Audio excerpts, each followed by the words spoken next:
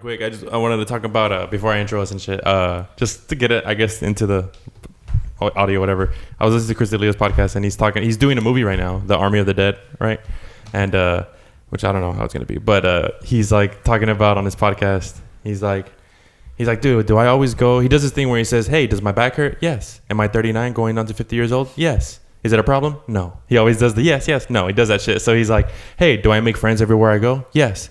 Do I somehow always make friends with the most foreign motherfucker in the area, in the group? Yes. When I was 12 years old, would my mom get mad at me because I made friends with Staniel Kovalchik and his mom was Russian and she couldn't be friends with his mom? Yes. Is it a problem? No. Like, he does that shit, right? So he's talking about this guy that he made friends with. His name is Matthias. And he's like, so this fucking guy, he told me, he's like, this is the cutest shit I've ever heard in all my 39 years of life. He's like, I was making jokes and shit with all my castmates, and Matthias is like, he's German. He's like, hey, Chris, when you joke around, it's very funny. And maybe in 2 years from now, when my English is better, maybe I can joke around with you. And he's like, oh, that's the cutest shit I've ever heard in my life. He's like, and that's when I fell in love with the dude. And he's like, another point that made me fall in love with this guy. So we were ordering some sandwiches at a restaurant in Albuquerque. That's where they're shooting the movie. And this guy says, hey, Chris, what is Latucci? And he was like, what, dude? Do you mean lettuce? And he was like, no, fuck that. It should be called Latucci from now on. He called it Latucci. So, okay, you said classmates, but you meant castmates. No, when I said classmates, when he was younger, like he's talking about his younger self. When I was 12 years old, would I make best friends with the most foreign motherfucker? Okay. But yeah. But when he's older, his castmates. Like yeah, but now it's even cuter because it's a fucking grown-ass man. It's a grown-ass man. Can I joke around with you? That's when I fell in love with the dude. In 2 years. Yeah. Like, he's going to put his mind to it. Yeah. Dude, I've had certain, like, moments where I'm just, like, I see, like, a couple guys at Taco Bell. It happened to me the other day. I see these two guys at Taco Bell. They have their Switches out. They're playing games. Nerdy guys, right? I'm looking at them like, what if I just went up to him and said, like, hey, can we be friends? Like, can I just sit down with y'all and, like, talk to you? Because I genuinely feel like a connection. Not a connection, but, like, I could totally relate to them. Cause I felt play like games that. and I always feel like it'd be cool if somebody, like, I'd be fucking terrified if somebody did that to me. But I would, like, if I was like, hey, so can we be friends? Or here's my Instagram, like, you should be friends. You have the shirt on that you have on right now. It's like Nintendo. Yeah. Nintendo. Like, sometimes I have that motive of just walking up to a complete stranger if he has like a board, like especially if it's like a brand that I like, and I'd be like, hey man, let's go skate or something. You know what I mean? Like, I wonder how that would go. I mean, this motherfucker went up to a homeless dude at 3 a.m. in the morning and just stayed talking to him at an IHOP. Like, until like 5 a.m. Like, this, I don't know. Like, I would never do that in a million years. Even if I was drunk as fuck or high as fuck or just any type of, like, fuck, I'd be like, nah. That was a very interesting night, though. That was like that whole conversation there. But shout out to you, man, because, like, I want to do something like that. Like, I've even told, like, I've always been like, oh, if I have cash in my pocket, it always happens that, like earlier today, we went to go get lunch and so, like, he was asking for money or whatever, and I gave him $1. And I was like, I always feel like I want to sit down with them and say, like, hey, man, I'll give you $20, but just tell me a story. What happened? I want to know what happened to you. And, like, when we were in California, there was a guy, like, this homeless guy that we saw last year, and he told us the same fucking story he did this year. And I'm like, nah, man, I ain't got no cash. He's like, ah, man. He stood there, and then one guy in the crowd, in the group, like, pulls out a cigarette. And he's like, hey, man, can I get a cigarette? He's like, nah, man. He was like, come on, man. You got a new pack. He's like, I know, but it's got to last me all week. And I'm like, fuck. And then, like, the guy walks away, and his story's going nowhere, but, like, I wish I could do something like that. And then he walked away, and he went to the ashtray, like, the public ashtrays, and he grabbed, like, a bud, and he, like, lit it up. And oh, shit. I was like, fuck, man. He just needed that edge off, and I just felt bad. I don't know. We don't know the full extent, but you're right. Like, just going up to somebody and just randomly. Yeah, because like you said, like, if you just go walk up to them, they don't know if you're, like, crazy or if you just, like, they might be thinking like, oh, he's just trying to steal my Switch, like, or whatever, you know? Yeah. So and there's I listen to a lot of like true crime podcasts, and it's a bunch of like 70s stuff where hitchhikers were common, and that's how a lot of people got murdered because they just trusted any fucking person. Yeah, but then again, we can't always live in that fear of like expecting the worst. Yeah. So yeah, maybe you taking that little push or plunge to like ask somebody like, hey, can we be friends, would lead to a great friendship because. Yeah. But dude, I have a fucked up story where I fucking one day I was leaving home to go to Taco Bell, and it was pouring rain, dude. And I had a Camaro at the time. My dad got me this Camaro, like a fucking 96 old Camaro, shitty as fuck. And I'm driving out my street, and a guy's in the rain, like just drenching wet, and he's waving me down. I'm like, oh fuck, and I fucking get next to him. I lower down the window, and he's like, hey man, can you give me a ride real quick, like to the store? And I was like, what store? And he's like, the Stripes over here in front of 77. I'm like, okay, he knows where he's at mentally. He knows where he is. And I was like, yeah, I guess. And he gets into drenched, completely wet. Gets in my fucking car. As I exit the street, 2 state troopers are fucking coming down the frontage, and they fucking turn on their lights, stop me into the pawn shop right next to my neighborhood. I get off, and they have their guns out at my car, and I'm fucking like, and the guy comes to my window. He's like, who are you? And I'm like, hey man, I live right here in 112 70 Lane. My name is Alejandro Martinez. I was like, here's my driver's license. I give him everything. And they made the guy get out of the fucking car, got him on his knees, and arrested him. And he was like, this guy just escaped from the local. There's like a prison near my house. What the fuck, Alex? Yeah, he just escaped. And he's like, you have nothing. I guess they were in such a. I told them like, dude, I live right here. I don't fucking like. I have no connection to this guy. I told them I saw him in the rain. It's fucking pouring rain. I wanted to help a dude out. You know, I wanted to help a brother out. And so did the shackles and the orange jumpsuit not give it away? No, he wasn't wearing that. He was butt naked. He was like in a button-up shirt and jeans and like just regular shoes. And then he's like, all right, well, they just let me go on my way. And I was like, fuck. And I got a combination burrito at Taco Bell. The end of it. And the guy wasn't like step on it or like he was just like, all right, I did notice he was a little like kind of looking around out the windows and shit, but I didn't feel a single like threatening vibe. Yeah, I'm thinking about back on stuff that I've done like that also. And just once where I was leaving work when I used to work at another store, and some guy walks up to us, like me and the manager, and the manager's like a lady, like she's like 5 foot something, and he's like, hey ma'am, can you give me a ride to the Whataburger? And like I'm standing in front of her, so he's like ignoring me and like singling her out, like, hey, can you give me a ride to Whataburger? And she's like, no. She's like, oh, come on, it's down the street, blah blah. I was like, I'll take you, like, just to get her out of there. And I wasn't thinking, like, I could have just been like, she said no, like, get the fuck away or leave. Yeah. But in my head, I was like, I have to take this guy to Whataburger because, you know, I just have to. So he gets in my car. We drive down the street to Whataburger. It was like a minute away. And he's like, oh, yeah, thanks, man. And like, yeah, he's like, I want a number 1. And can you give me a number 5? I was like, wait, what's going on? What's going on? And he's like, oh, you said you were going to buy me food, right? And like, and I have kids at home too, so they're hungry. Fuck? So this guy, I don't know if he was like mentally ill or what, but he was just like out of it. Like, you know, I was like, I just said I was going to bring you here, man. I don't have money. Like, get out.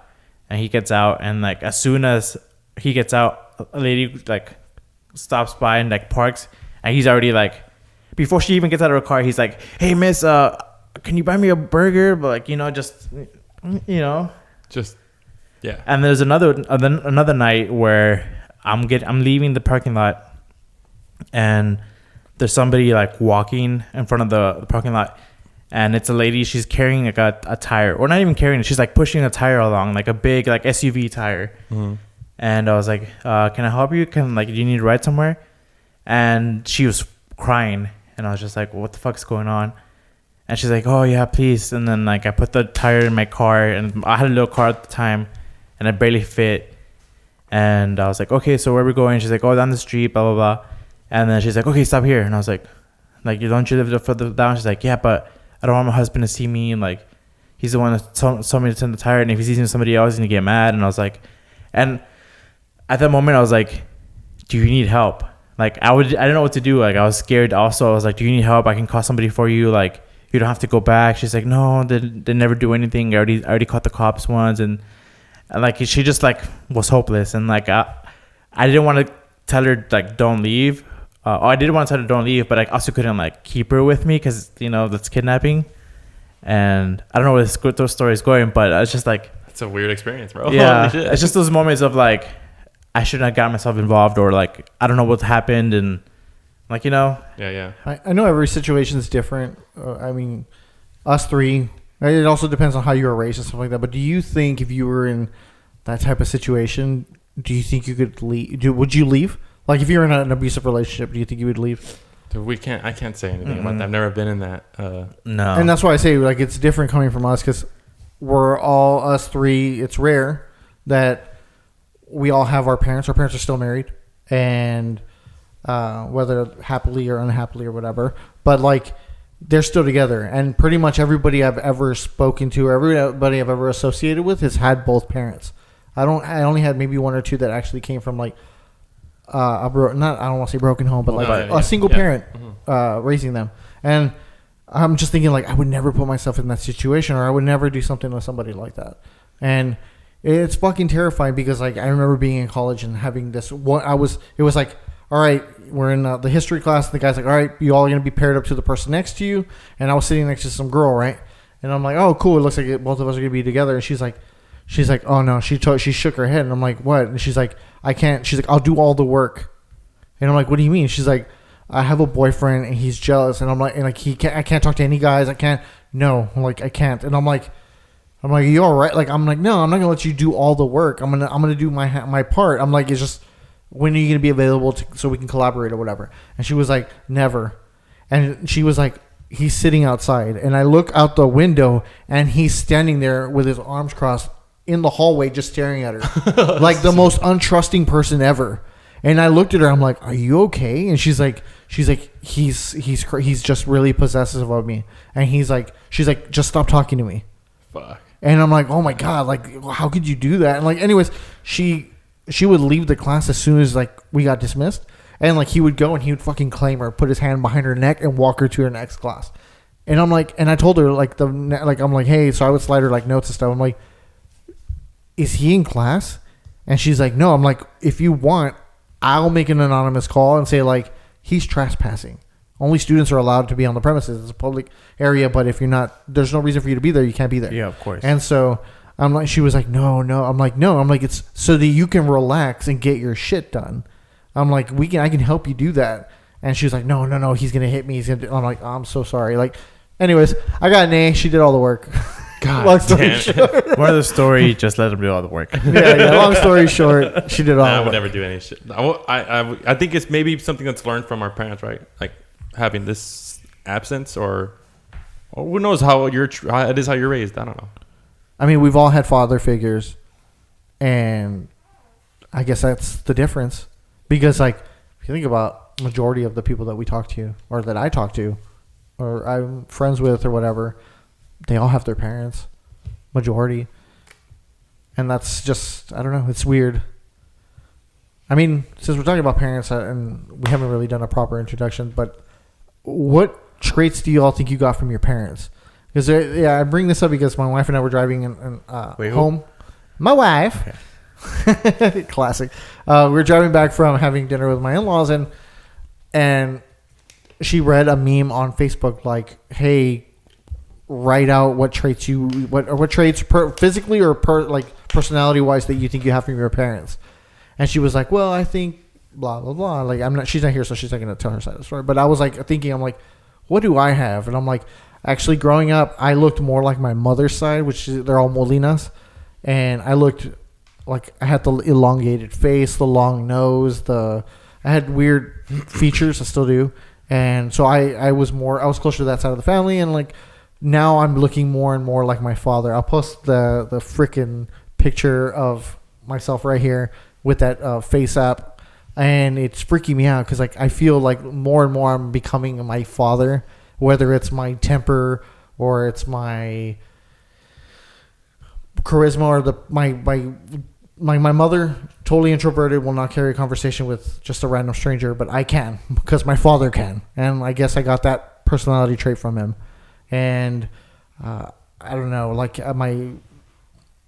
the way I react to things, like I tend to like, which I blame my anxiety for, because like I'm very short with people. Like if somebody gives me like questions me or puts me on the wrong spot, like my anxiety spikes, and then I get like really antsy and I kind of snap at people, especially like my wife and my brother and my sister and stuff like that. My parents, like I'm very short triggered, and I think that's because of my father's side. But then I'm also very sensitive because of my mother.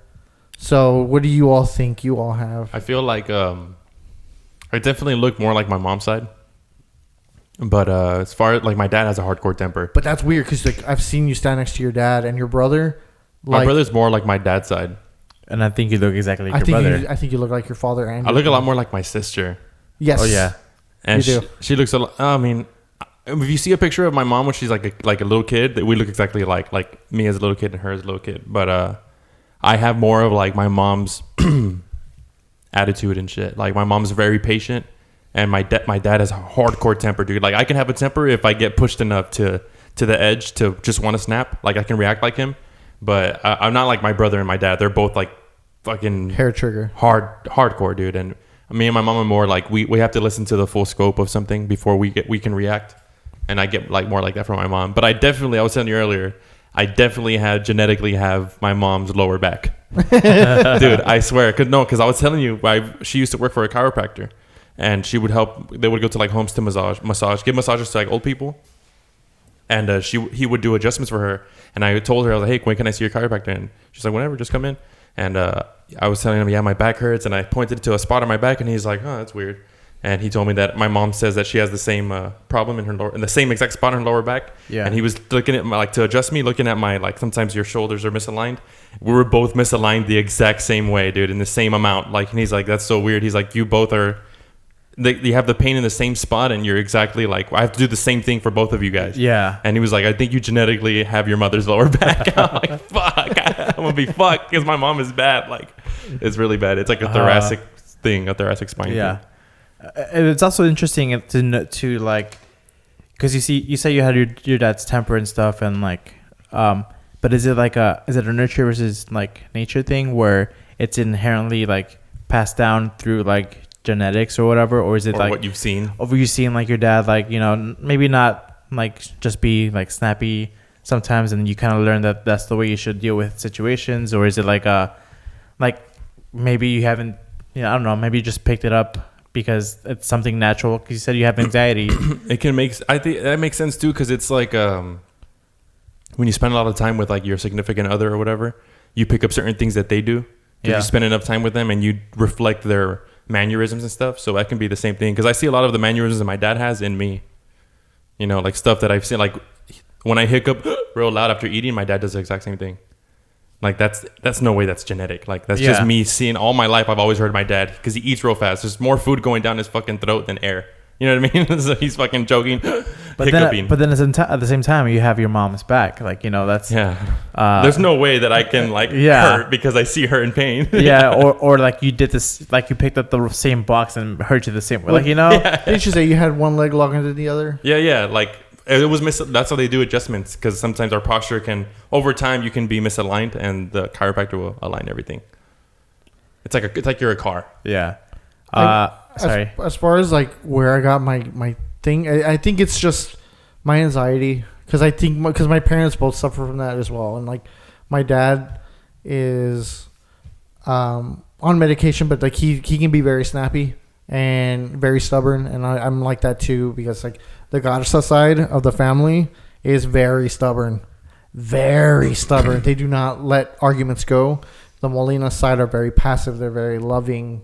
That I'm more that side, but I do have those little like rage things. But sometimes I feel like I'm a caged dog that they came from like a troubled home, and they just like sometimes they snap, you know, and it's just like, oh, didn't mean to, but I still love you, you know, like a little pit bull. It's like those videos where like they're gonna take them to the vet, and they're like the vet's trying to like pet them, and they're like snapping the vet, and the vet's still like reaching out and starts petting them. They're like, oh, this is nice. And then eventually they just like wet themselves and just like love me. I think I get a lot of my personality traits from my mom, temper and stuff like that. My dad, and I wouldn't say my dad's like temperamental or anything. It's just like it is just like quick little jab, and then it goes back to my mom's side where I'm just like, fuck, I shouldn't have said that, like, you know. And then I did that face app thing with the female one, and I looked exactly like my mom, and I showed it to her. She's like it took her a while to realize it wasn't her. That's how like similar we looked. And but then to see pictures of my dad when he was younger, and we look the same. There's a picture that you showed me that he's holding you and your brother like oh yeah, like this, and you all look identical, same face, same mustache, everything. And it's so funny because like I have the little mole here. I probably can't pick it up in the camera, but my dad has it. We just can't see it because of his mustache. And then it skipped my brother, and then my sister has it, and then it skipped my other sister. Oh shit! So I'm pretty sure if they would have another baby, like it would come out with a little mole. It would just be a mole. Yeah. I just got it.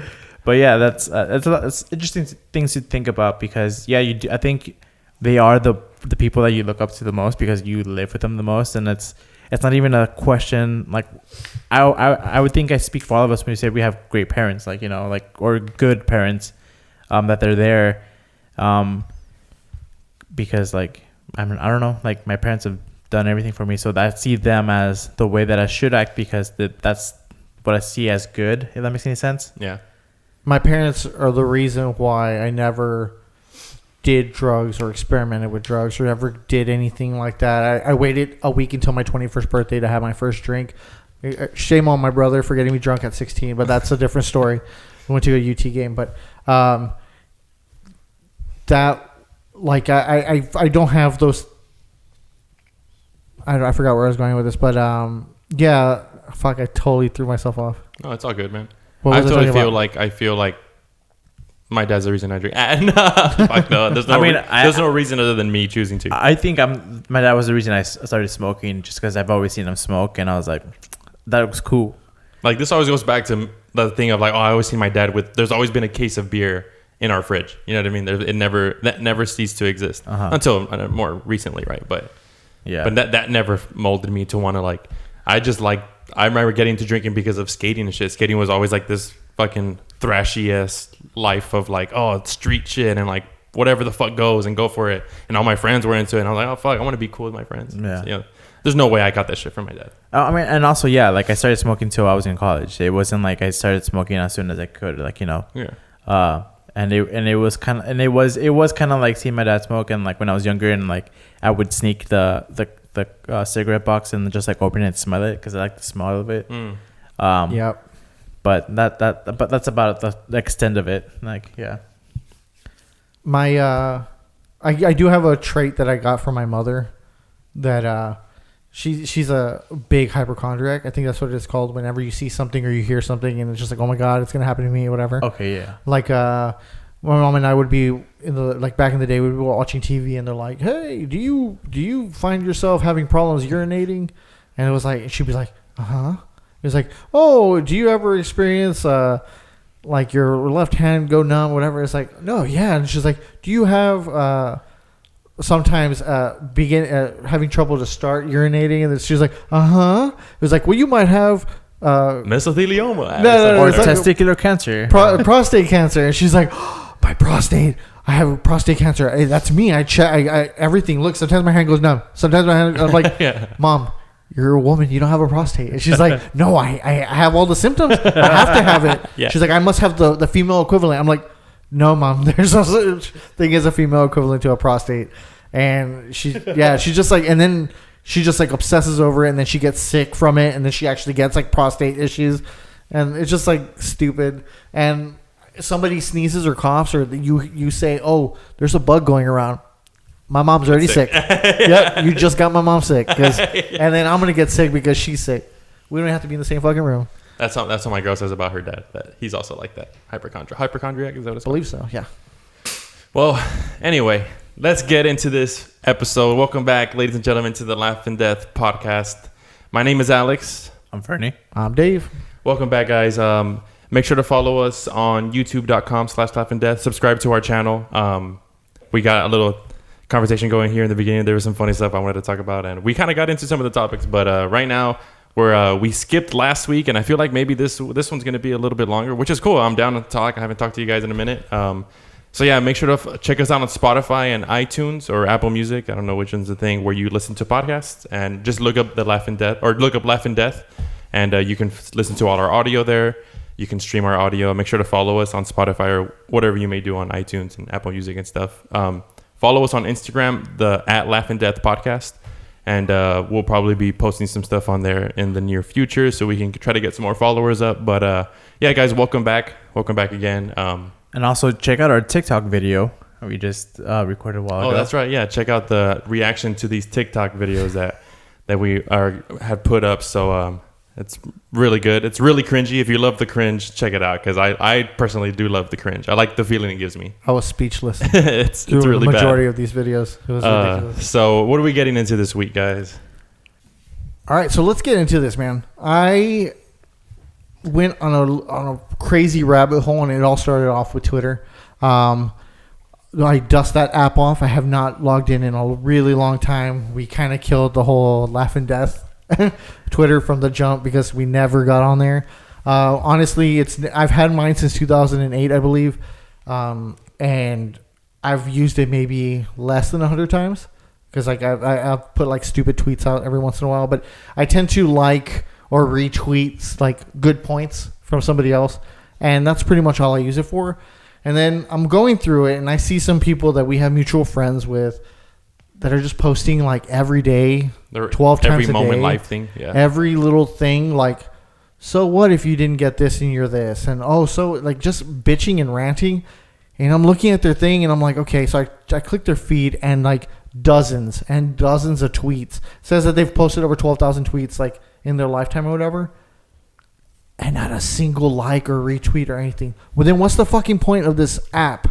I don't fucking get it. So what's the deal with Twitter, guys? So educate me. So what you're saying is that people use it just to like throw stuff out into the void, and they aren't getting any feedback for them to be like continuing to put stuff out there. Yes. I don't get it. Well, I think it's also there's different kind of users on Twitter.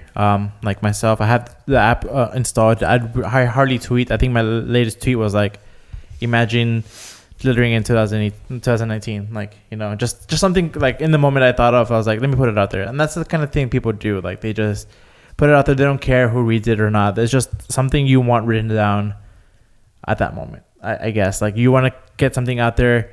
And I think it's also like when Instagram stories, when people just do like, oh, I'm feeling down today, like nobody talked to me, or like, or they boomerang. Yeah. But the way I use Twitter is just to kind of keep updated on stories that I didn't even know were stories to begin with. Like there's a tab that is the explore page or what, like kind of the equivalent from Instagram, and it's or the top moments or whatever, and it gives you like a rundown of like what's trending, and it's like you go by like people tags or accounts and stuff like that, right? Yeah, and it's like whatever, the Cowboys are trending. Why are they trending? Oh, because training camp just started, or like Ezekiel Elliott says he doesn't want to play. Like I would have never found that out unless I saw it somewhere and I saw it on Twitter. I think it's just I use it as an information hub to see what's going on, and sometimes things get bigger on Twitter than they have to be, like in real life. Like, oh, Starbucks says they can have red cups instead of decorative Christmas ones, and then people get mad. Yeah. And then the whole narrative turns into like people are upset at Starbucks. It's like, no, just people on Twitter are upset at Starbucks. You know what I'm saying? Yeah. And last night, like I think we're gonna talk about it later. But last night there was a threat of a shooting in Wesco, and within 5 minutes of it like breaking, it was on Twitter. People were tweeting and stuff, and like, you know, just letting everybody know about the situation that's going on. And a lot of people, I think I mentioned the last podcast too, like how some people were complaining like, oh, millennials are just gonna like film the end of the world, and it's like, well, yeah, like there's people there that document stuff, and when floodings happen, like you know where to go, what streets to avoid, like you know what areas flooded. Like it's just a hub of information for me. I got you. I've had my Twitter since like 2012, and I never really used it. Even up till now, I didn't really use it. I never really understood it either. But I do see it as like it's like in the olden days, or not the olden days, but when they say like, oh, write something out on a piece of paper and throw it away, it'll make you feel better. It's like a form of therapy. It's like a tweet. Like you just throw it out into the void. How you said, it's not about it getting attraction or anything, and you just. More just you, like, you know what, venting or something. Like, it helps a person out, I guess, in some way. Why does it have to be online, though? I mean, why? I mean, people always have their. I'm phone. not trying to. No. Poke a hornet's nest. Yeah, right like there. I mean, people are always staring at their phone 24/7. Yeah, it's something accessible. Like it doesn't have to be online. It could, like you said, you could write it on a piece of paper, or you could call one of your friends and talk about it, or just text somebody something. Like, you know, it could be whatever. But if that's a platform of choice, that's a platform of choice. You know, it could also be on Instagram or Snapchat. Like, just because I used to always just like vent on Facebook like that, and then. I mean, now I'm really like Instagram is my thing right now. Like I like Instagram. I like the way it's set up and stuff. But Twitter, every now and then, I that's what I do. I honestly just vent on there, and I don't have anybody on there like that's close to me, really close. And Thanks, I see a lot of like, especially with politics and stuff, like people writing to people that you like, maybe even celebrities, like, oh, I didn't like your part in this movie, you sucked or whatever. Like, that's your way of communicating with people that you would never communicate with. Like, you know, you could write the studio a letter and then maybe it'll get to them, or you can, you know, whatever. But it's like one-on-one contact, and maybe they won't read it or maybe they don't care, but they're still accessible to you. What fucking blows my mind is how much my girl Ricky, she'll tweet random celebrities, like mention them, and they'll fucking reply back to her. Like, yeah, she had retweeted Andrew WK, or he was doing like a contest for Halloween like 2 years ago or last year, and I dressed up as him. Like, I put the blood on my face, like that runs down his nose and stuff. I don't really know the guy, but she was like kind of mentioning you should do Andrew WK, and I did. I dressed all in white and I had the blood all around my nose, and she tagged him, and he retweeted her shit and liked the photo and stuff. What the fuck, dude? Yeah, that's. There was like literally we didn't even know about it, but there was a contest going on for dress like WK for Halloween, and the winner gets like I don't know what the fuck. But it was so random, like shit like that. That's cool. Like, I've had a few interactions with like celebrities online. Like BJ Penn, I tweeted at him and he responded. And then Carlos Condit, another UFC fighter, had like, I had put like send him a like at like MBK, like, which is Natural Born Killer Condit, whatever. And I just put MBK with a bunch of exclamation marks. And he like liked it and retweeted it. I'm like, that's cool. Like, he didn't have to. And then he followed me back, and I'm like, that's cool. That's fucking crazy. And yeah, I get that stuff, but like, it's just like, and I'm not trying to start shit or talk shit or anything like that. But don't you think like this is like a sign of like insanity? Because they used to say like if you talk to yourself, you're going crazy or something like that. Like, you don't think that Twitter and like if you're just putting it on the void for no reason, like, isn't that a form of like talking to yourself? I don't think so. Just because like it isn't like you're replying to yourself also. Like I think that's a little different. And like, yes, people probably don't engage with it, but there's a lot of people that, like myself, like I read a lot of stuff and like I'm just like, I can just reply to this person and like set them straight or like tell them what I feel or whatever.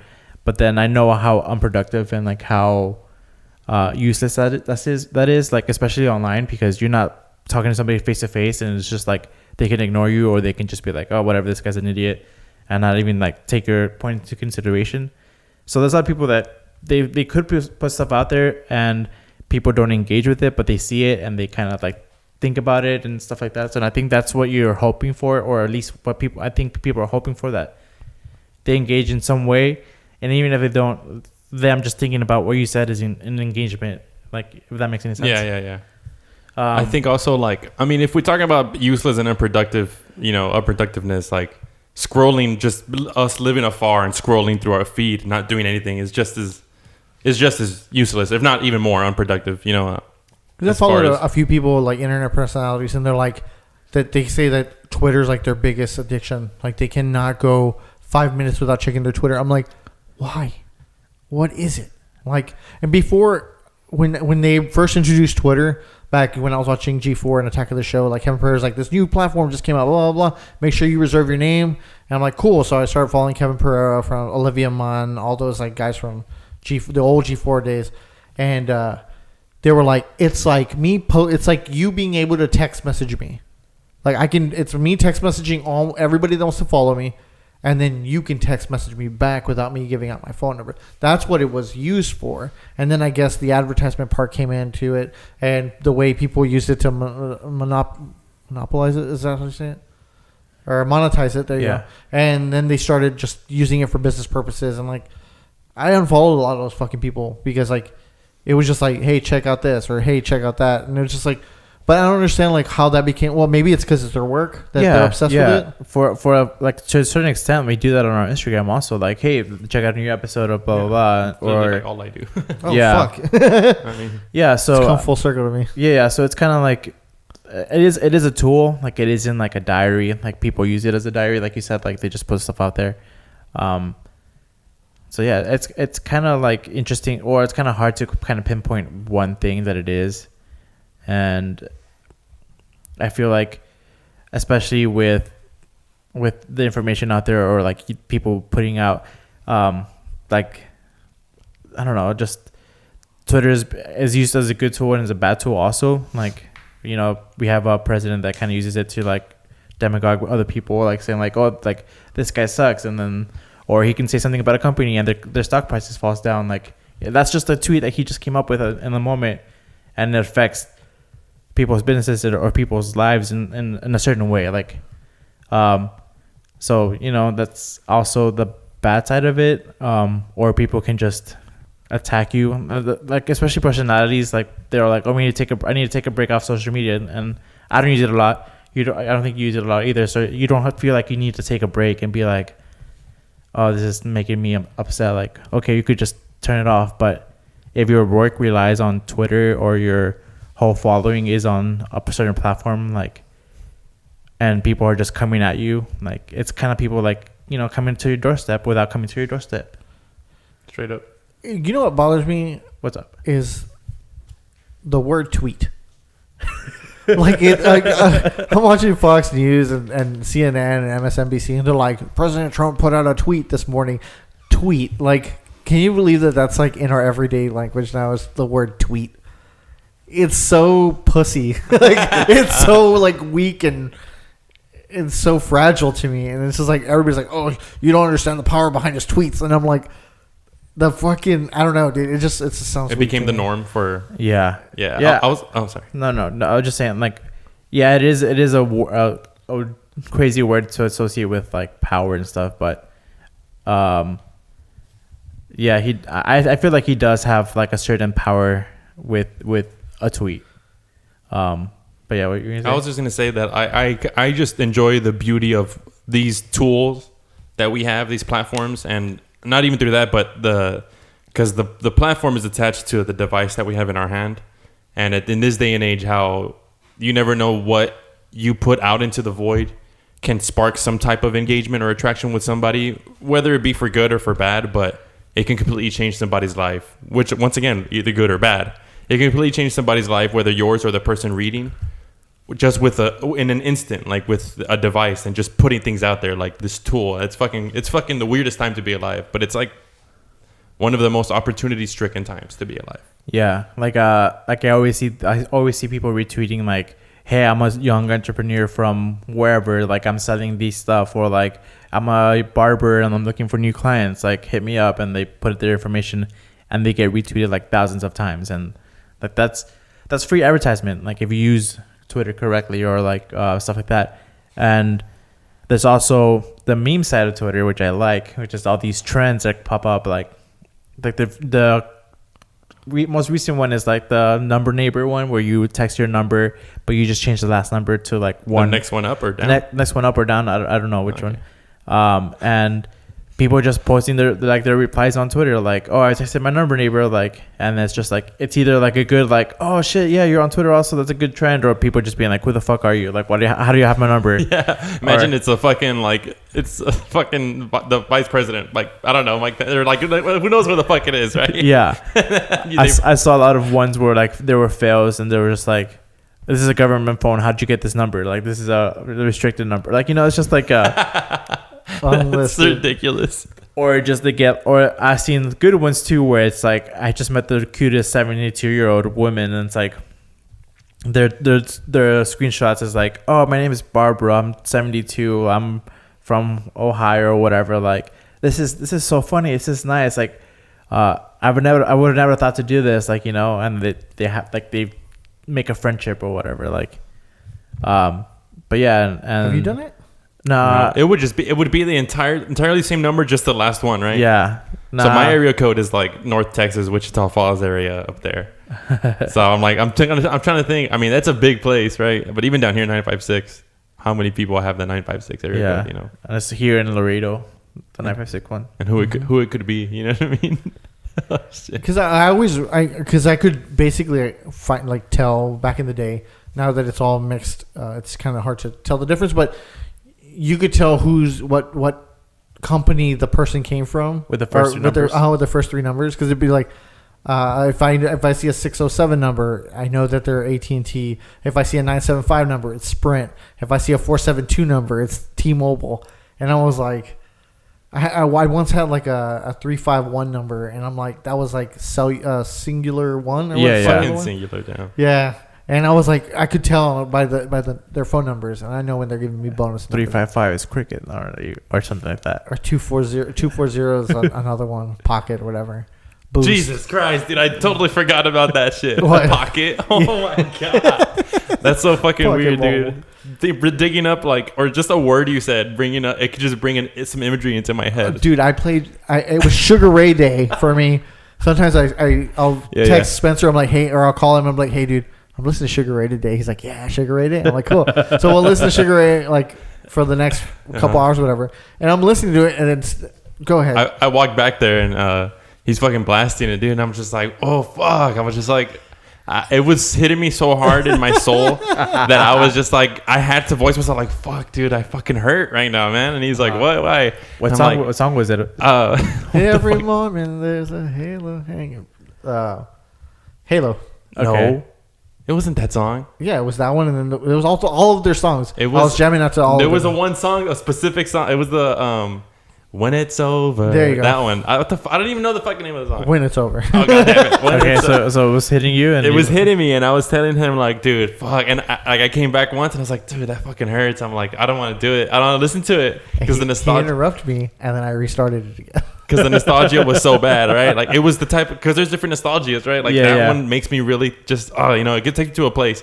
And I left, right, and then I came back, and it was still playing. I was like, dude, I can't do it, bro. I was just like in my head, I can't come back here, listen to this. And I was like, dude, I specifically remember like in Mexico, in San Luis Potosí, where my mom's from, in the city, there was like people that would sell all kinds of shit, food, all kinds of shit, right? There was people that would sell burned CDs, right? But the CDs were from like top hits from America at the time, when I was younger, and like this song was one of them, right? And so they would make CDs of like playlists, basically, right? Yeah. They had Eminem songs, they had fucking 50 Cent, they had this song on one of them, and that's not where I discovered it, but I've heard it before because of my older sister, and we got it right, and I picture myself in my dad's Avalanche, sitting in the front, him driving me in the passenger seat, my siblings in the back, and my dad blasting that song, When It's Over, and seeing my dad, like looking over to my dad, and he's driving with a fucking beer in between his legs, like just driving on the side of a mountain, going back to my grandma's house. Like I was telling him, I remember this specifically, bro. Just listening to that fucking music, and I was just like, fuck. Like it just makes me think of times I'm never gonna get back. Yeah. Like the bad type of nostalgia for me. You know what I Yeah. mean? Because like I have good nostalgia where I'm like, oh dude, fuck yeah, like that shit rocks. But that shit was like, no, it's shredding me up to pieces. And every time he came to the back, he was like humming it or singing it, and it had him all day. It was fucking hilarious. It was good times, dude. Is what I'm saying. So while we're still on the topic of Twitter and like being nostalgic and stuff like that, I had seen that thing. Did you see with the two police officers on horseback pull the photo that went viral? It's two police officers from Galveston on horseback, white police officers. Okay. And they have a black guy in handcuffs, and they have a rope around his handcuffs, and they're pulling him. He's walking, and they're on their horseback. In Galveston. Like, they're taking him to the place.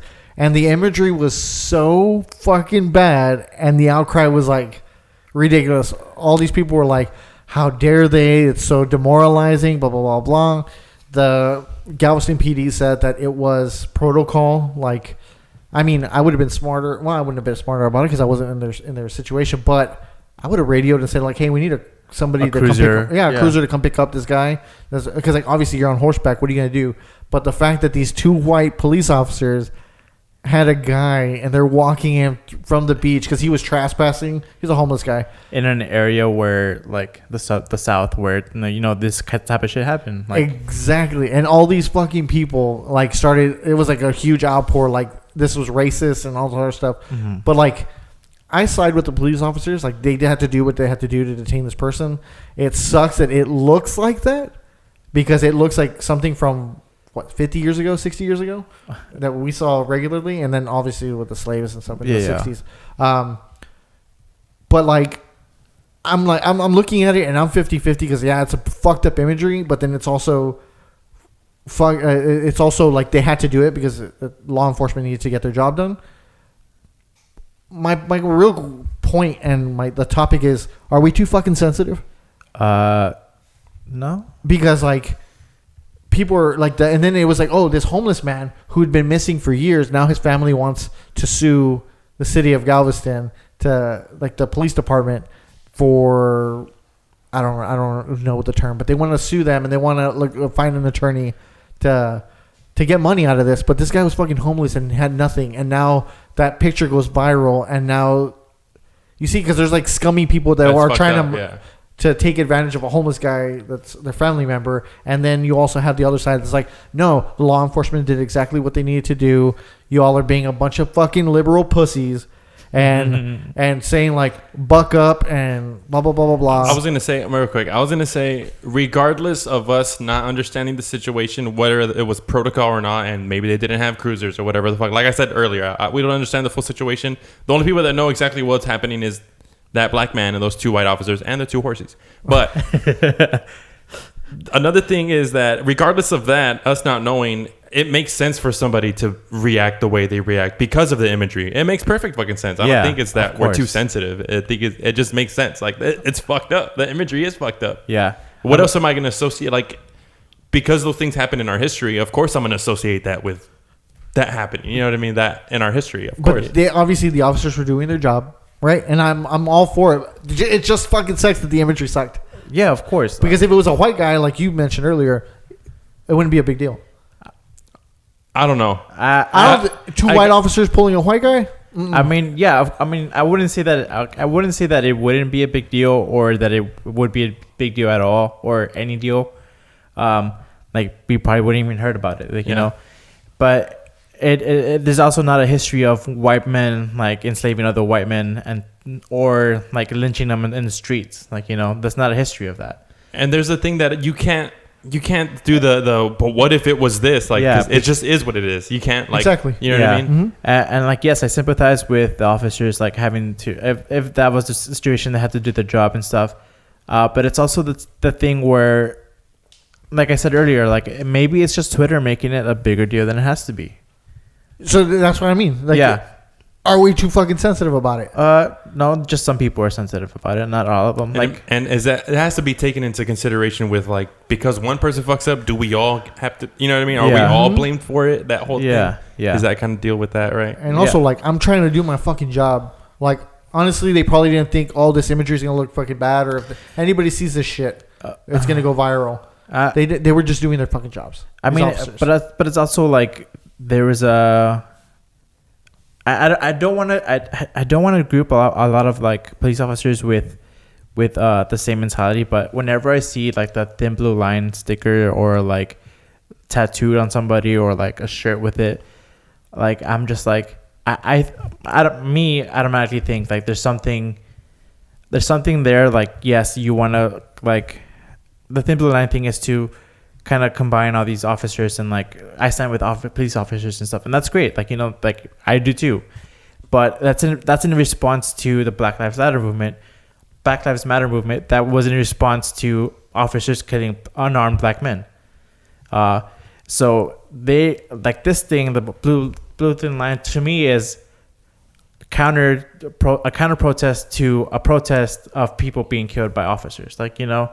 Like, where do you stand on that? Are you okay with officers killing? Are you saying that you're okay with officers killing black men because you support a movement that's counter to another movement? Like, you know, or it could just be like, oh, I have a police family and like I stand with my police officers. That's great too, but you know, you have to learn where these things come from. So that's what I'm saying. Like, I'm not saying, but what I'm thinking is, like, yes, the imagery was bad because there's a history of it being bad. Like, you know, and people being sensitive on Twitter, they can be sensitive on Twitter. And maybe if it was a white guy, maybe somebody would have been like, this is fucked up. Like, why do they have them like in the heat and like walking, you know, when they're on horseback, you know? It could have been a different thing to complain about. And that the same situation would come up. Like, are we too soft for complaining about a criminal walking in the heat? Like, you know, it could just shift to different things. But it sucked that it had to be something so racially motivated. Mm-hmm. I'm gonna just start the No Lives Matter movement. Fuck you, you're cool, I'm out. Because I've seen the All Lives Matter. Have you seen that? Yeah. Which, yes, of course. Like, yeah, but all lives matter. But you also have to. I mean, it's also people kind of using that to minimize the Black Lives Matter movement. Like, you know, like it's just like, well, if you say only Black Lives Matter, I mean, what about everybody else? It's like, yes, of course, everybody else matters. But not just everybody's being gunned down by officers, like, you know. And like, it does happen. Like, I'm not saying like white people don't get gunned down or Mexican people don't get gunned down, but it's documented to where these officers killed these people, planted evidence on them, or like, and they get out scot-free because, like, you know, they're just protecting each other. They're just doing protocol. Yeah. I don't know. Yeah, I don't think we're too sensitive. I think it's some people are sensitive. Of course, we can never change the way somebody thinks. I think we are too sensitive because after watching the news from, I know we were going to talk about this, but we'll go into it now. The El Paso shooting and the shooting that happened in Dayton, Ohio, right? Mm-hmm. I don't want to fuck it up like Ohio. Everybody else did. I'm watching both sides. I'm watching Fox News. I'm watching CNN, MSNBC, and I understand, like, CNN's blaming President Trump, and Fox News is saying Trump is doing everything he can, and everybody's a giant pussy on Fox News, saying everybody's too sensitive. And I'm like, you know what? They are.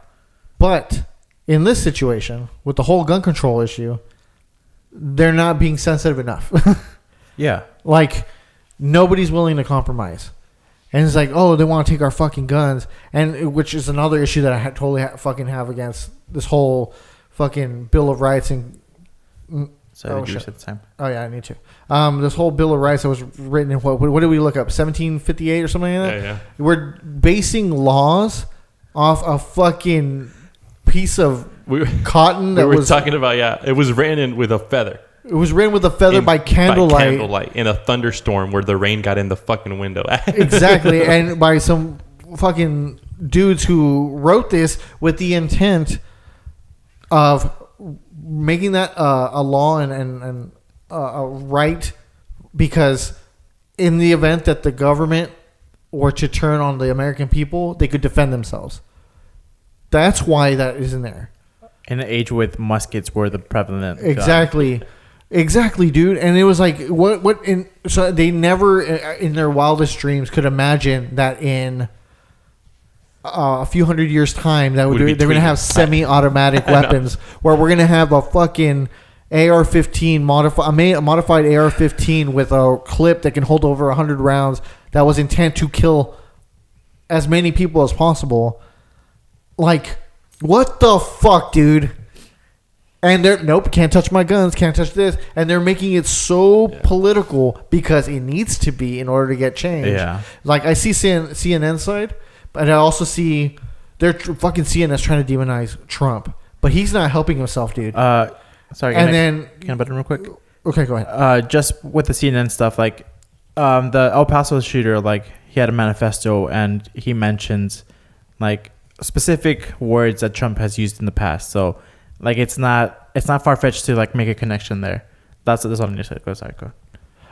Yeah. Then now everybody's fucking saying, oh, it's a fucking conspiracy that it's set by the fucking liberal part, the Democrats, to demonize guns so that they can get Trump. So Trump won't be reelected.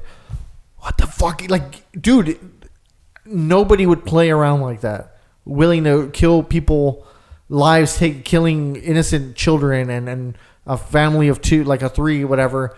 Like, nobody would do that. Nobody would plot like that. And then, it just so happens that he used the same rhetoric as Trump in his manifesto. Like, dude, And it's so fucked up, like this whole situation. And I see, but like nobody's helping each other out. Like Fox News is saying that everything's okay, God is great, and Trump is God. No, that you cannot judge Trump because you are not like of sin. Like if you're not pure of sin. So that's the only way you can judge him. Like you cannot how the fuck are people so stupid about this shit? That's a question I wish I knew the answer to. Like, I don't know. I think we're too sensitive, but we're not sensitive about the right subjects. I mean, I'm gonna share this with you guys and with you out there listening. I saw that on, when was it, like a Saturday that happened? Yeah, you came in and you were like, dude, did you hear? Yeah. Just because like it was in a shopping mall, and like we work somewhere like, you know, like a mall, and it's like it hits close to home. And I saw a lot of people on Reddit, like especially with all these like conservative this is the El Paso one, right? Yeah, the El Paso it was at Walmart. Was it at Walmart? And then I think it was connected to a mall or next to a mall, Yeah. so it moved there. They shut down the malls. Mm-hmm. And people were like, especially on Reddit and Twitter, like people were like, oh, liberals are just making it about themselves. Like the whole thing, like it's, how do you know it's not a false flag? And like they're trying to take our guns and all this other stuff. And it's like, it's type of shit that like you don't think about until it happens to something similar to where you live or what. Like this guy came all the way from Dallas to a predominantly like Hispanic community like ours to shoot Hispanics. Just quick. Yeah, go ahead. If he was smart enough, he would have come down here. I'm not saying that. I'm not trying to say, oh, he should have come to the valley and shot everybody up. I'm just saying if he was smart enough, he could have come down here and saved himself some time. But he was on a mission to do this. Yeah, he had over a 10-hour drive to get to El Paso. He was from living in Allen with his grandparents, and it's like 650 miles to El Paso where he went to shoot the place up. And Allen from here is 400, 500 maybe. That's not that far. Just not that far. It's easily over 6 hours. I'll drive. Yeah. But I think also El Paso was also like a destination to him because Trump was criticizing Beto, and this is where a bunch of immigration, the detention centers are like located around, and a lot of people from the community have been vocal about like them not wanting the kind of detention center around El Paso. Like El Paso has been a hub where Trump has been saying like, oh, Beto and like all these people from El Paso and stuff like that. Like, so it was a targeted thing that Trump kind of put out there. Like, I think if he would have said like, oh, LA sucks or whatever, like the certain part of LA or the certain part of the country, and like that, the attack would have happened there. Like it happened because it was mentioned. It wasn't just what has the highest population of Hispanics? El Paso. Let me go there. Like I think it was calculated.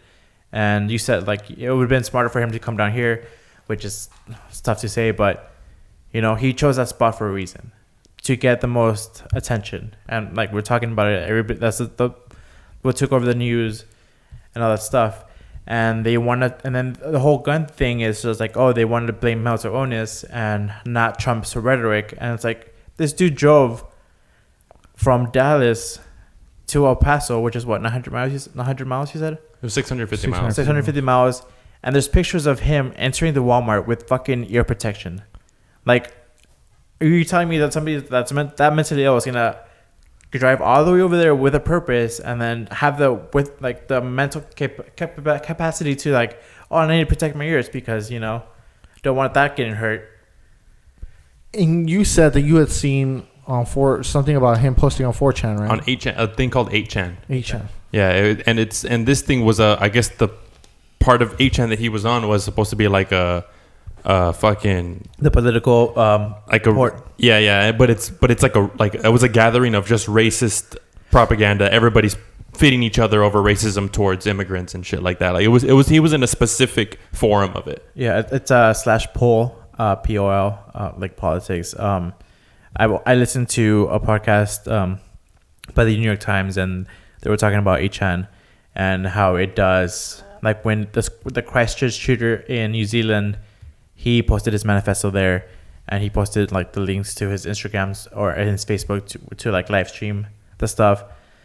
And it is like a hotbed of like alt-right people or conservatives or whatever you want to call them, white national terror, like they just feed off each other, like off their like, oh, we need to defend our country because Hispanics are taking over. Like, I'm saying Hispanics because this was basically what his criticism was, that Hispanics are invading Texas, and he wanted to protect Texas. And he mentioned his manifesto that he was radicalized before Trump, but he's 21 years old. Like, when Trump got elected to office, he was 16, 17. Like, so you're telling me that you were this racist when you were a teenager? Like, nothing that's going on in the past 4 years made you more radicalized. And maybe he just said that not to blame Trump. He did say that both sides were guilty, though. Democrats and Republicans.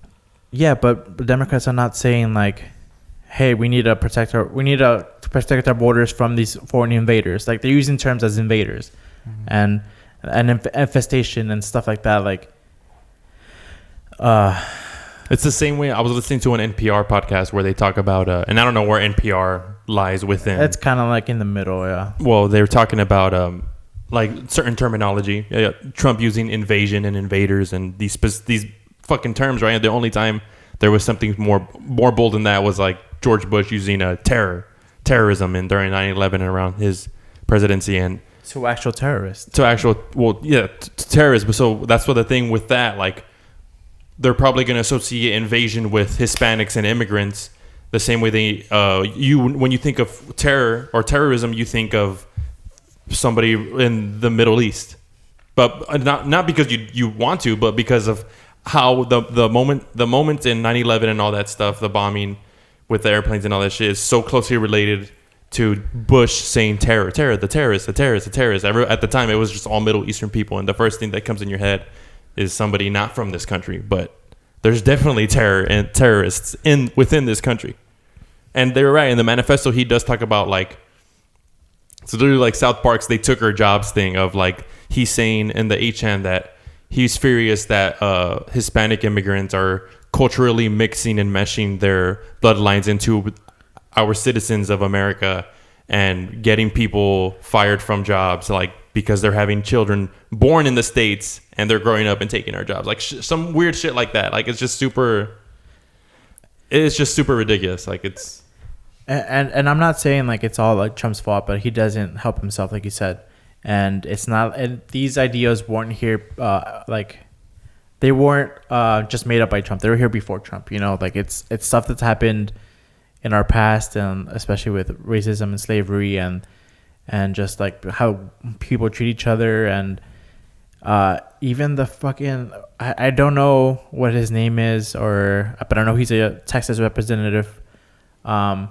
He said that he's worried about his district being taken over by Hispanics. He's like, it's like Hispanics outnumber white people 3-1 or something. And it's just like, why would that matter to you? Like, you're representing Texas, not white people, like, you know, and they're putting out there like, we need to take Texas back and stuff like that. And it's just like, what are you talking about? Like, these people are here because they want to live here. They're contributing to the economy and to like culture and stuff like that. Just because they feel like us Hispanics or other people, other cultures, other races are trying to replace them. Like, nobody wants to replace you. Like, we want to be part of whatever you have. Like, you know, like the United States is or was a white country, and a lot of opportunities open up for immigrants and stuff. And that's why America is America, because you can come here and make a life for yourself and start from nothing, like ancestors from Britain and Germany and like they did, you know. Yeah. And you can't do that many places. Like, yeah, like the idea has never been like, you know what, let's fucking go to China and start fresh. Yeah. Like, that's never been the motive. it's always been America, the American dream. America's always been the melting pot. That's why there's so many people coming in and you're like I don't know. Do they think that they're just afraid to be eliminated or something? Like, and we're not. That's not even the They're motive. afraid to be the minority. That's the problem. Because when Barack Obama was running for president, it was like 40% of the overall votes were white, and the rest was, or maybe it was the other way. Maybe it was like 60%. But even then, like the minority vote was huge for Barack Obama. That's how he swept McCain and all them. Like they had the minorities on their side, and now they're intimidated. I don't want to say they're intimidated, but like I think they we're taking over. Like the minority, but even then, like as a culture, Americans, we're taking over, and that's what they're worried about. And the thing is too that it's not even just like solely a minority like us. Like I'm the first generation in America. The rest of my family's from Mexico, but we're here like mixing with other people. It's just becoming a massive melting pot. There's not going to be a true pure essence, but that's been happening for the entirety of time itself. Like we've always been meshing with other races and like. And you got to think about like also like why are you afraid of becoming the minority? Like because you see the way minorities are being treated in this country, and you don't want that for yourself, do you? Like, like I'm not saying like if Hispanics take over that we're gonna treat like white people like shit and like they're not gonna be able to get jobs or like housing and stuff like that. Like there's been steps that white people have taken to like limit the amount of just non-white people live in their neighborhoods, and like laws enacted and Jim Crow laws. Like you couldn't drink from the same water fountain at one point in our history. That was like 50 years ago. Like. But it's still so recent. Yeah, and it still has ramifications now. Like there's still people with that same mentality, and I remember saying a long time ago, like, oh, we just have to wait we have to wait till the racists die off, like, and then we won't have that problem anymore. But it hasn't gotten better, and it just keeps getting indoctrinating from like kids. Like they don't know, like we said, like. Do you get your mannerisms from your dad because you live with him and you see like the way he acts, or is it like a genetic thing? I don't think that racism is a genetic thing. But it isn't. And I don't know where I was going with this, but I just think like if you're a white person and you're afraid of like minorities taking over because you don't want to be treated like a minority, then then you should think of how you're treating minorities in the first place. Exactly. Yeah. Sorry, go ahead. No, go ahead, man. No. I was going to pivot to something else. I'm pivoting to something else, too. Pivot. I just think, and also, like, going back to the gun debate thing, I'm okay with people having guns. Like, that's your Second Amendment right. That's great, but it does need to be updated. If you think, like, oh, we need a good guy with a gun for every bad guy with a gun, cool, whatever. But I want to make sure that you're licensed.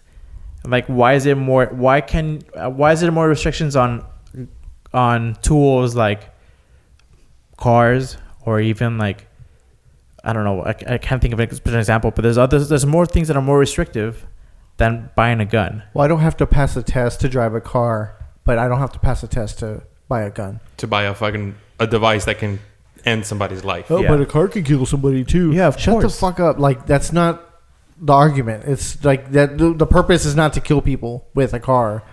It's for transportation. And then the whole, well, what if you make guns illegal, then bad guys are still gonna have guns and they're gonna get it illegally. It's like they already get them illegally now. Mm-hmm. It's not gonna change one bit.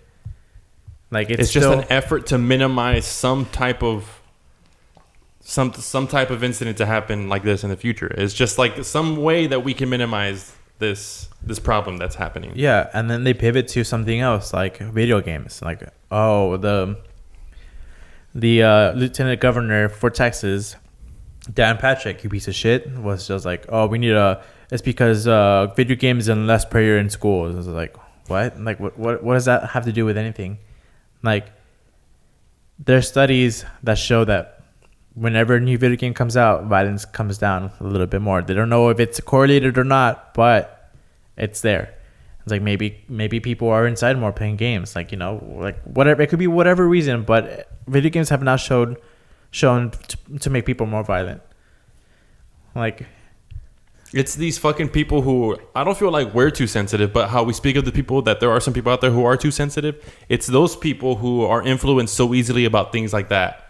The video games, they get something into their fucking head and they start running on that track. You know what? It's too big of a claim to make, so I'm not going to say it. Never mind. Okay, and also, like, with the whole, like, well, if we take our guns and people get them illegally, like, all the shooters from this past weekend owned legal guns.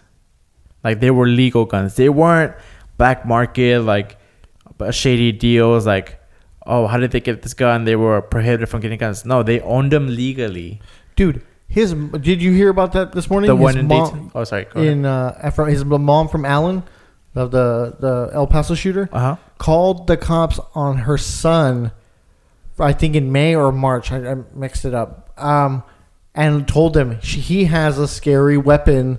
I don't think he should have. And they said, we can't do anything. It's his right. Like, what the fuck, dude? Yeah.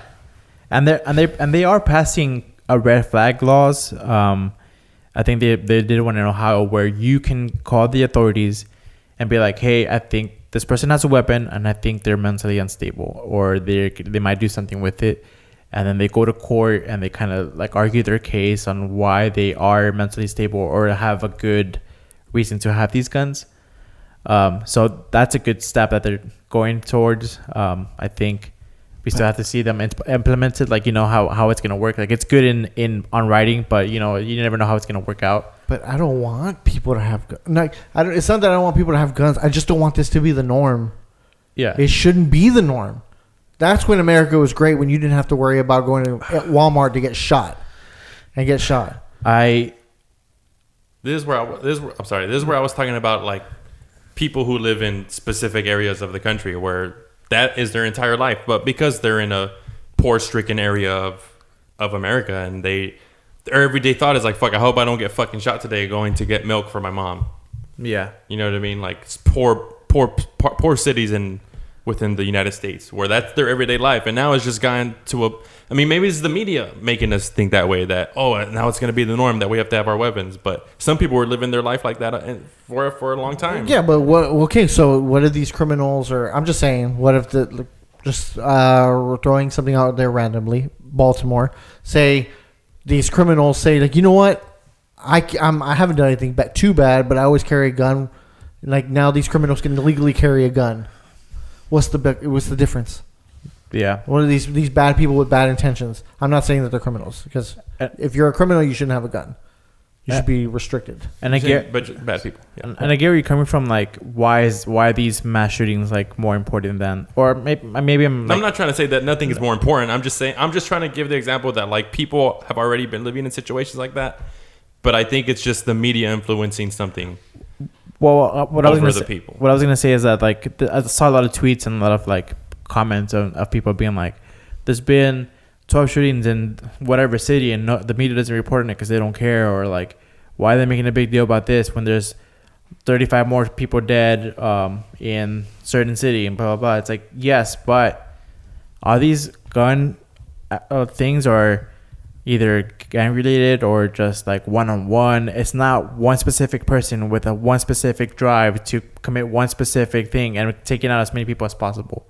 Like, that's not it. They're both terrible, yes, but you can't put them side by side and be like, well, this one person killed this one person with a gun and this person killed 35 people with a gun. Like, they're still the same because it's both guns. And it's like, no. And if you want to make that point, then yeah, they both have guns, so let's do something about guns.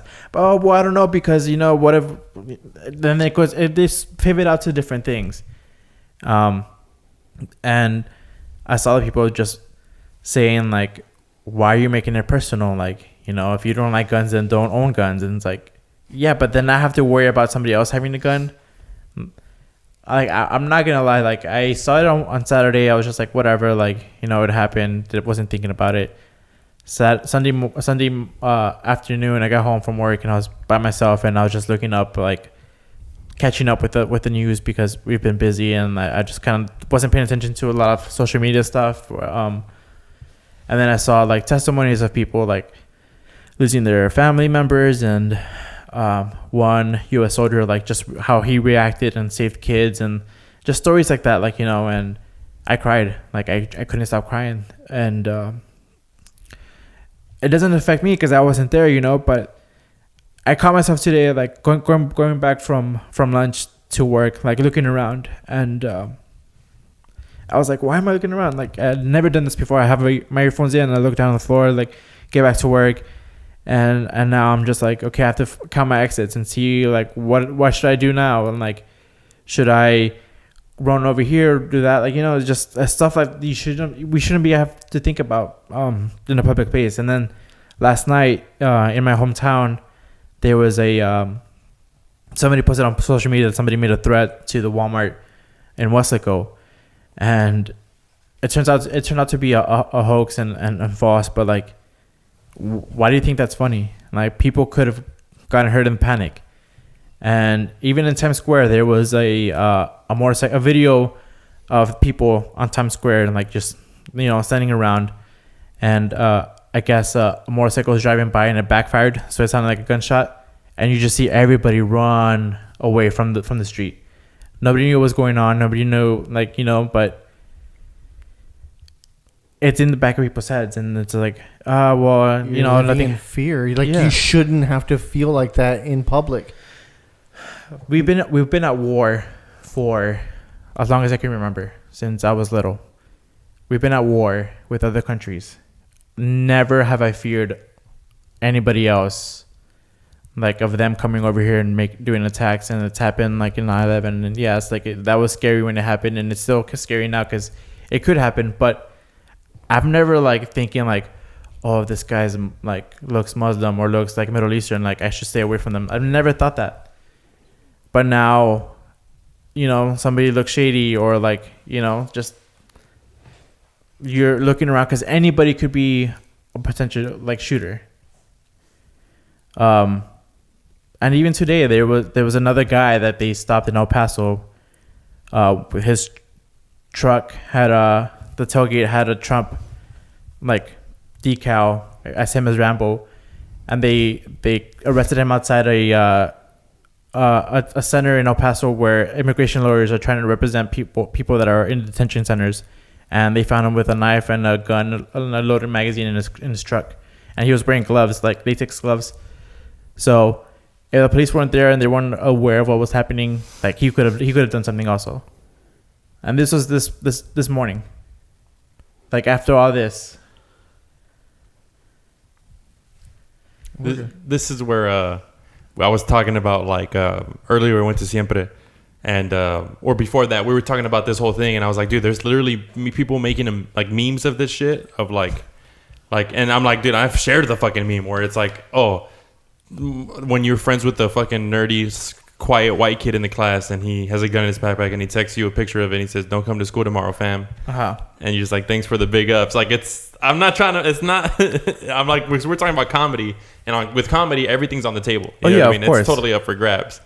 But like shit like this, like, is this twisted mindset of like, it's the comedy thing, it's trolling, but like, it's also a very serious situation. Like shit like this, is there just too many influences, like all too over many, everything that are changing this mentality and the way we think and what? Like the number one comment on that video, from KRGV Channel 5, when they were talking about this whole like threat at Walmart, the number one like liked comments was, so anyway, I have tamales for sale. I have bean, pork, chicken, and beef. Hit me up.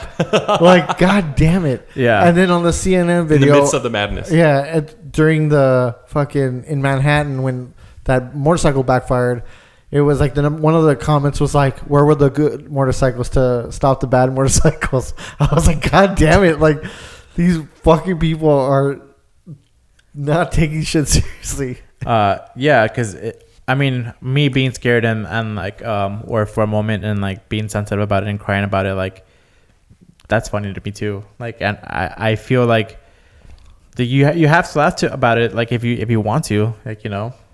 I don't know. It's just maybe it's just like a form of coping, or a form of not coping, but like just dealing with something, you know? Yeah.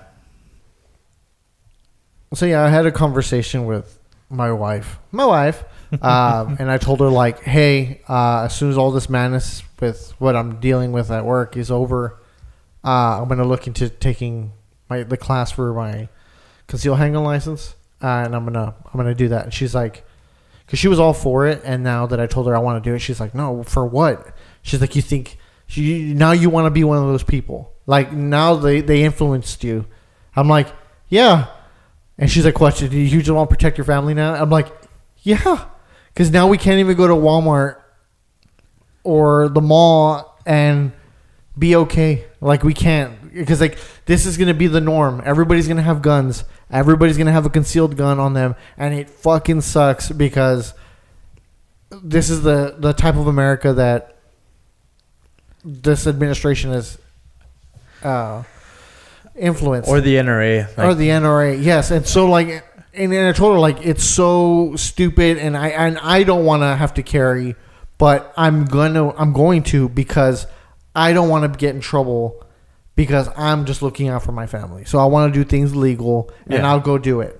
And she was just like, so what? Now this is you now? Like you're a badass. You're a vigilante now. I'm like, no, I'm just in the event that somebody needs to step up.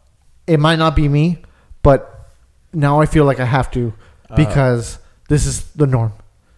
It's stupid. Let's go get matching like guns and get Laughing Death and get it like gold plated and stuff. Bang bang, you're dead. Bang. You gotta throw the bullets.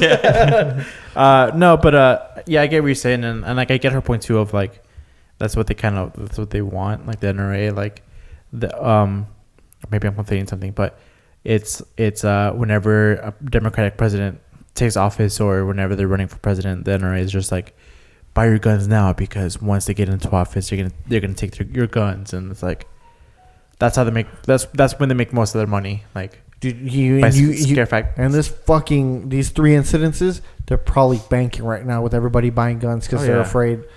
They use fear to sell shit, and that's fucking stupid, dude. And it's just like the fucking big pharmaceutical companies.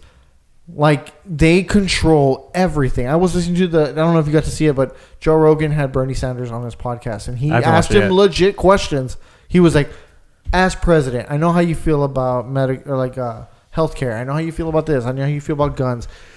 And he was like, look, you have a long platform. Like, it's not, you don't have 12 seconds to answer like on a debate. Let us know what you think. It was really insightful. And to the point where I'm like, oh my God. The big pharmacies and the NRA run everything. Billions and billions of dollars. $69 billion in profit last year for just the NRA. $74 billion for the pharmaceutical companies who are controlling insulin and selling it at a higher price here than they do in Canada. And you know what's crazy?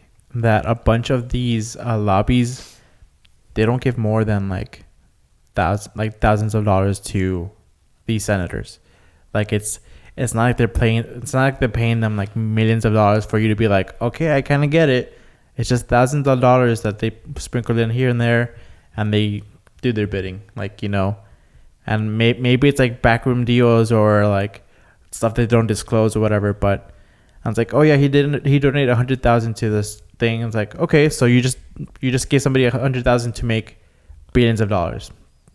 How does that? Why is that legal? How does that work? How is that helping us? I think Ted Cruz's salary is like $180,000 a year, and he made $4 million last year. How the fuck did he do that? Like, they're getting paid under the table. They have to declare this stuff. And speaking of declaring stuff, and I don't want to move away from your pharmacy point, but this past 2 days, I think Julian Castro's brother, or Joaquin Castro, mm-hmm.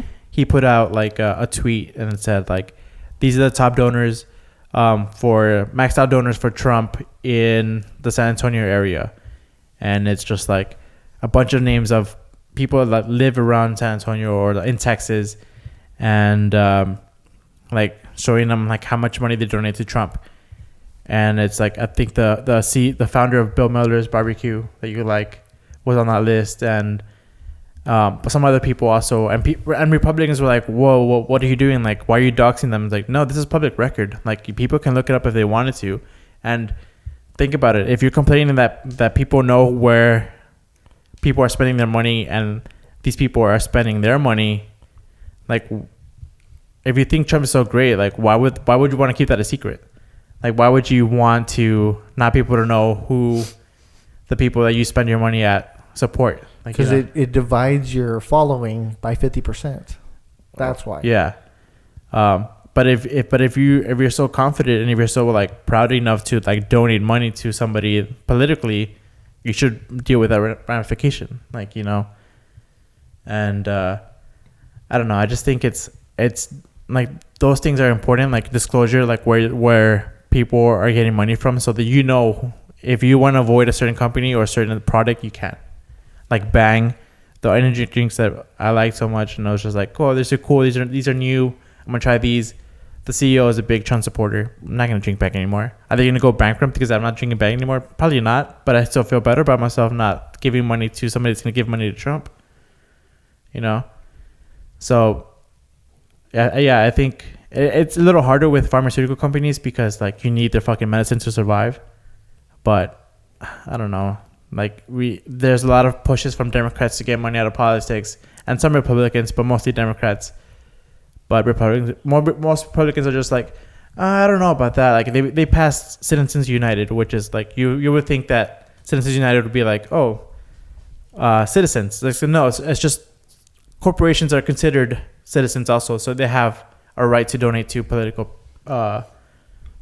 senators and stuff, or to have free speech like rights and stuff like that.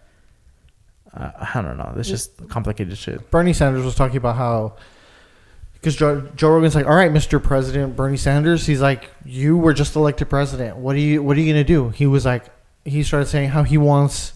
I just want to throw this out. Did you know that Apple and Amazon, I can't remember the other one, these big companies didn't pay taxes last year? Yeah. Trillions of dollars that they got it because they're running their money through Sweden or something like that. Everything's based out of Sweden, so they don't have to pay taxes. What the fuck? And he was like, do you know how much money that could have helped the American people? That tax money?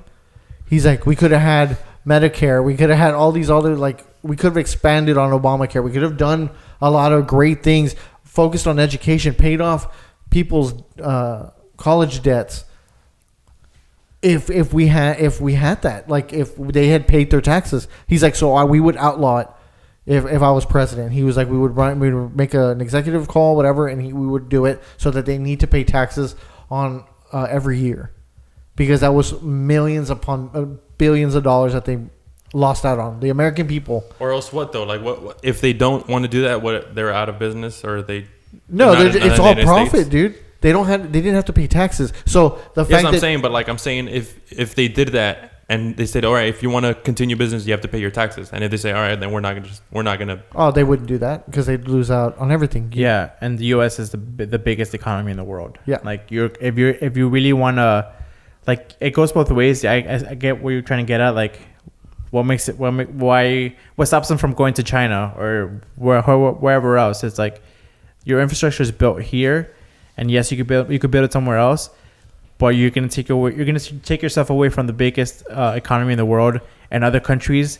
I mean, other companies that are like under you, and that you have a monopoly over, they can move up. The two biggest fucking companies in the United States, U.S. owned companies, are not paying any taxes. They're not contributing to. It'd be like you not paying your taxes. It'd be like, why do we have to fucking pay our taxes, dude? Like. If these fucking billionaires aren't doing it, then why do we have to? And that's where he's like, no, we would outlaw it. He's like, we would make sure that they pay their taxes. And he's like, and that would help the economy greatly. He's like, that, and I would also legalize marijuana everywhere in the United States. He's like, and what is that going to do? He's like, yes, the other drugs are going to become an issue, but marijuana, which is like the #1 drug in the United States, is now legal, and all these crime lords and all these cartels and all the other stuff that are growing shit in America. You Mexican cartels are growing shit here. That I didn't know about that because I don't watch Vice or anything like that. But they have full control right now. And if we legalize it, they're out of business. And we can tax the shit out of it. Yeah. And so, and he was like, that we would do that. Like, there's already been Examples, data and yeah. examples. And he was like, Colorado and he goes, and he's like, and then he's like, I remember not even 3 or 4 years ago, before Trump was elected, he's like, when I was saying this is what I want to do, he's like, they took my great idea and they legalized it in California, they legalized it in Colorado, they legalized it over here, and it's making the economy's booming in those areas. He's like, why? Because a little senator from Vermont said, hey, we should legalize it, and this is what's going to happen. And sure enough, he's like, these other senators were able to get it approved in their areas. He's like, it's a proven way of making money. He's like, we can fix the economy. We can get out of our debt. We can do all these things if these motherfuckers are paying their taxes. He's like, why do the rich get to stay rich? He's like, they're rich anyway. They have ungodly amounts of money. Yeah. And that's why a lot of people had an issue with Trump's tax bill from last year, and a lot of people calling it the rich tax for the rich and stuff, because it was like a lot of companies got kickbacks for buying their stocks, and instead of investing that money into their employees and giving them raises, they fired some people. They closed some plants down because they already made money that they made money that they were going to make already. So why not cut costs and make more money? I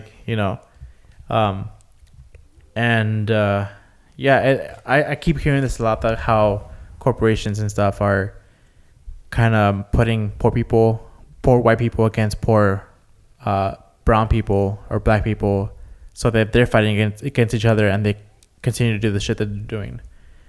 Because a lot of things are like, oh, well, they're taking my jobs. So it's like, okay, but why are they taking your jobs? Because corporations want to cut costs and they don't want to pay you as much as they should. And it's not this person's fault for coming over and wanting a job. Why aren't you mad at the corporation for shortchanging them and paying them shit? Because they wouldn't pay you that. Automation is going to be the biggest thing killing American jobs, because either they're going to move to a factory in China with a bunch of robots, or they can have a bunch of robots here, and then you're not going to move faster than a robot. A Hispanic person is not going to move faster than a robot. Both of you are going to be out of a job. Just kidding.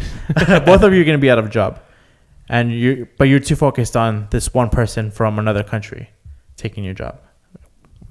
My biggest thing is I want to understand the root of this motive. I mean, people behind these corporations, it's not just a machine, right? There's human people behind these machines that are having these capitalistic natures, but it's like us. Why do we always just strive to want more? We always want more. Want. Money's power. We always want more. We're just this is like the typical. It's probably with that same feeling with them. It's like us with homeless people. When homeless people ask us for money, it's like we're like, nah, we could totally fucking go to our ATM and withdraw money from our savings account and give it to a fucking homeless person. We're not gonna fucking do that. Because I worked hard for that. Exactly, and maybe that's their thing. Oh, I worked hard for this. But my money got taxed. And if I give you cash, I built a whole fucking corporation on my own back. I fucking built everything. That's probably the same fucking motive. I mean, I'm just trying to understand the root of it. Why are they so fucking selfish? But it's also to be a successful company, you have to make profits over last year and then the profits over that year. So you just there's not a goal. If they make, if we make 100 million, we're good. That's all we need. Exactly. It's just they just want. It's just more. They just think it's infinity. They have to reach infinity money, and it doesn't work that way. Nobody has infinity money. There's not going to be more money. It could be printed out, and then it goes into other things like inflation and blah blah blah. And whatever. That it goes into just wanting more and more and more.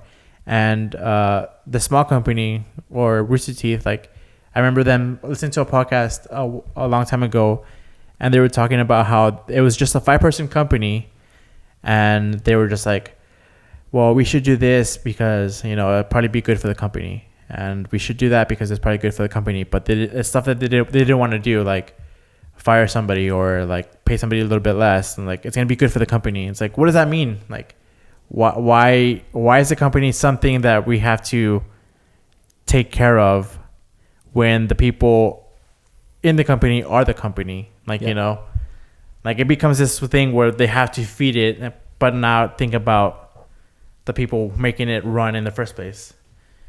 Like my thing, this is just like, I totally agree with you that, like, yes, of course that they should pay their fucking taxes. That could repair a lot of things in America. But I guess I'm just trying to get to the never ending of us wanting more. There's no limit. As much as we can say, like, at this point I'll be fine. Fuck no, there's no limit, dude. We keep wanting more. Like Jeff Bezos has over $155 billion to himself. Dude, he could literally give up all of it except for maybe $1 billion and be fine the rest of his life, but he ain't gonna do that. Yeah, and I always see like the whole trickle down economic thing where like if you give the rich people the opportunity to help you, they'll help you.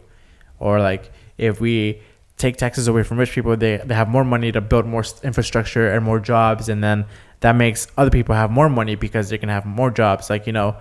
And it's like, that's never worked.